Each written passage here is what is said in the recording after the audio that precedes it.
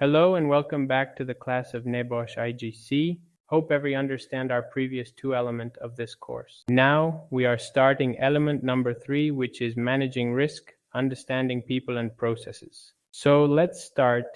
In today's class, we're going to discuss an important topic in health and safety management, which is health and safety culture. Whether it's positive or negative, the culture within an organization plays a major role in how safety is prioritized, understood, and implemented. So let's break it down and see how culture impacts performance, influences behavior, and ultimately affects workplace safety. So what is health and safety culture? A company's health and safety culture refers to the shared attitudes, values, beliefs, and behaviors that everyone in the organization holds towards health and safety.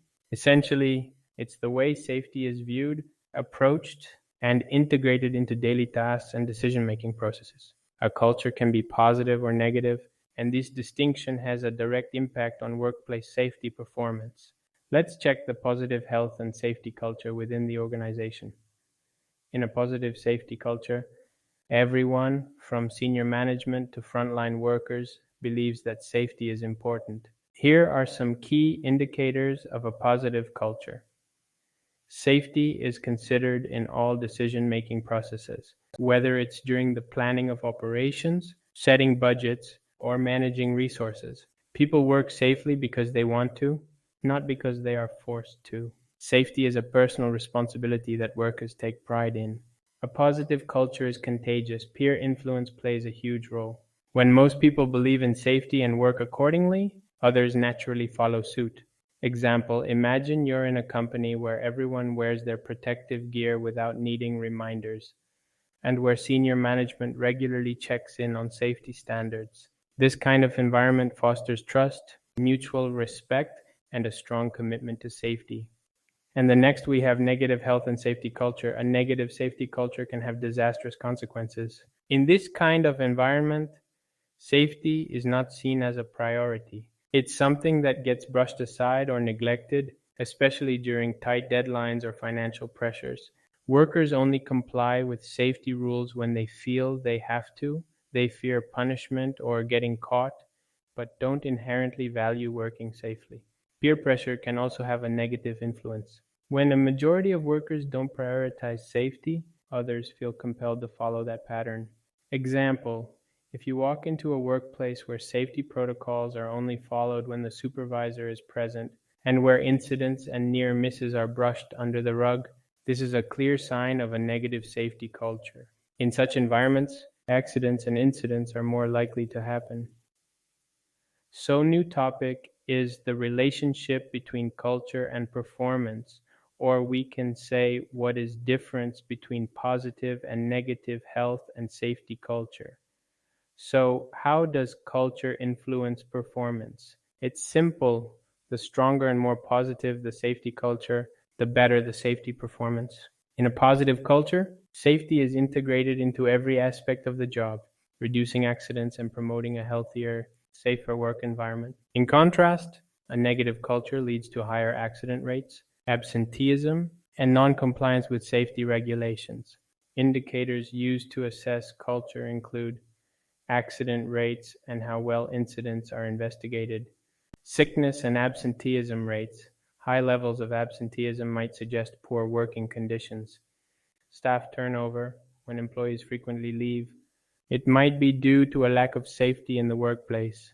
Compliance with safety rules.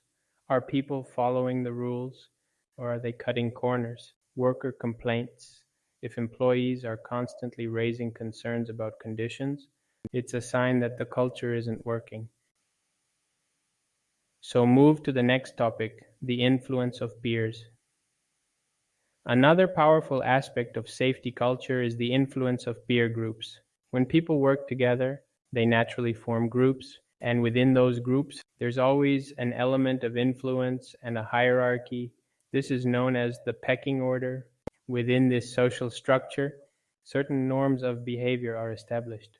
Peer group pressure can either be a positive or negative force, depending on the overall culture. For instance, in a positive safety culture, Peer pressure can encourage safe working practices. Workers will feel motivated to follow safety procedures because that's what everyone around them is doing.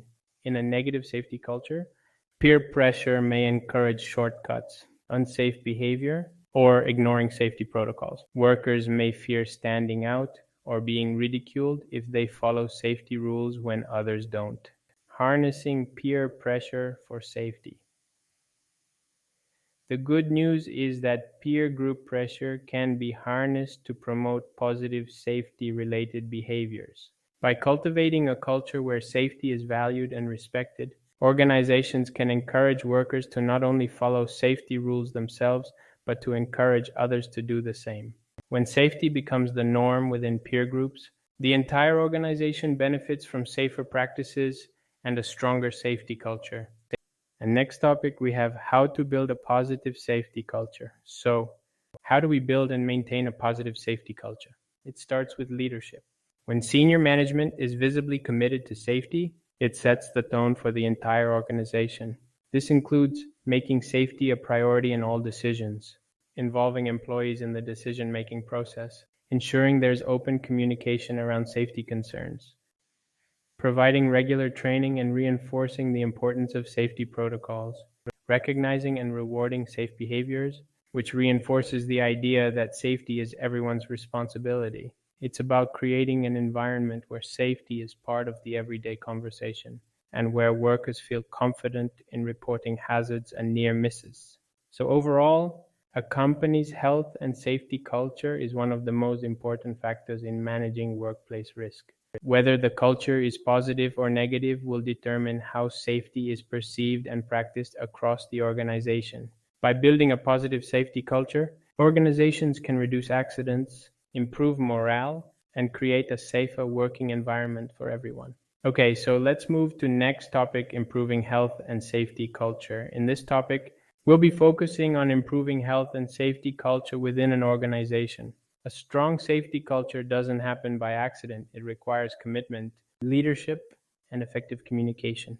Today, we'll explore how management, communication, and cooperation play a vital role in building a safer workplace. Let's get started. So first, we have management commitment and leadership management commitment. Senior management is at the heart of a good health and safety culture. They're responsible for setting policies, priorities, and targets that promote a safe work environment. But more than that, they must lead by example. Visible leadership includes behaving safely. Management should model safe behavior in the workplace. Involvement in safety meetings, actively participating in discussions around health and safety, safety tours and audits, regularly checking on safety practices throughout the organization, promoting safety improvements, making changes that enhance safety practices, enforcing safety rules, using discipline when necessary to ensure rules are followed. Good leadership is about inspiring and motivating employees to make safety a priority in everything they do. The next is competent workers. A key factor in a strong safety culture is having competent workers. A competent worker is someone who has the right training, skills, experience, and knowledge to carry out their job safely. In some cases, this competence may also require the right attitude or physical ability. Without competence, workers may not fully understand the risks or may be unaware of how to follow safety protocols correctly. Ensuring your workers are competent is critical to minimizing accidents and promoting safe behavior. Next, let's talk about communication. Effective communication is essential for spreading the health and safety message. There are three main types of communication: verbal, written, and graphic. 1. Verbal communication. Benefits. It's personal, quick, and direct. You can check understanding, get feedback, and clarify points immediately. Limitations. There can be language barriers, and people may forget information.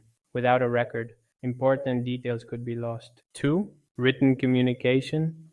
Benefits. It provides a permanent record, which can be carefully crafted for clarity and widely distributed. Limitations. It can be impersonal and time-consuming, and there's no immediate feedback. Some may not even read the materials. 3. Graphic communication. O benefits. It's eye-catching, quick to interpret, and ideal for overcoming language barriers. O limitations. It's limited to simple messages and can be expensive to produce. Not everyone may look at it. By using a mix of these communication methods, you can ensure that important safety messages reach everyone effectively. Broadcasting methods. There are many ways to broadcast health and safety messages within an organization. These include notice boards and posters, quick, visual reminders of safety protocols, videos, great for training or delivering complex messages, digital media, emails, intranet posts, or apps that can reach workers instantly. Toolbox talks, short, informal meetings focused on specific safety topics. Worker handbooks, detailed, written guides on safety policies and procedures. Using multiple methods ensures that the message gets across in different ways, reaching all workers.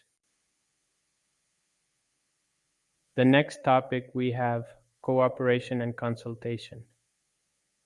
One of the most important elements of improving safety culture is cooperation and consultation. This is the two-way exchange of information between the employer and employees. Consultation allows workers to voice their concerns, share ideas, and offer feedback on safety practices. There are two main methods of consultation. 1. Direct consultation. Employers speak directly with each worker to discuss and resolve safety issues. 2. Through worker representatives, a committee or forum is formed representing workers. Regular meetings are held to discuss health and safety matters. Health and safety committees are a great way to keep discussions structured. To be effective, committees should be composed of the right members, meet regularly, be chaired by someone with authority, discuss relevant issues, and ensure follow-up on any action items. In today's lecture, this is the last topic, training, and next, let's focus on training. It's one of the most important tools for improving safety behavior. Health and safety training is a planned, formal process that helps workers gain the knowledge and skills they need to work safely.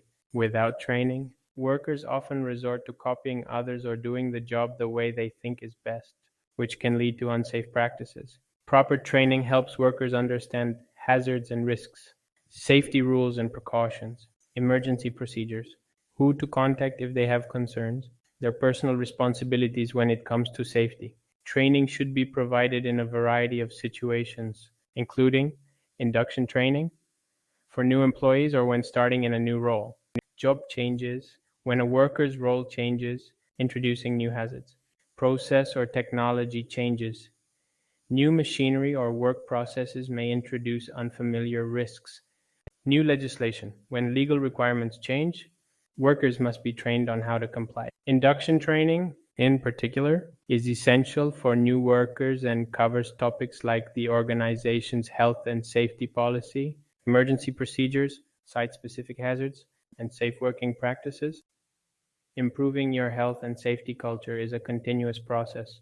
Regularly reviewing policies, processes, and training programs helps ensure that safety remains a priority as the organization evolves. Changes in key personnel, management structures, technology, legislation, or following incidents all require policy updates and new safety considerations. By staying proactive, organizations can foster a strong safety culture that protects everyone and promotes a safer work environment. So overall, improving health and safety culture requires leadership, competence, communication, consultation, and training. When these elements are in place, a positive safety culture can grow, reducing accidents, improving morale, and creating a more productive workplace. Okay, so covered 3.1 and 3.2 in this video, and we'll start 3.3 tomorrow. Thanks for watching this video and see you in next class. Take care and goodbye.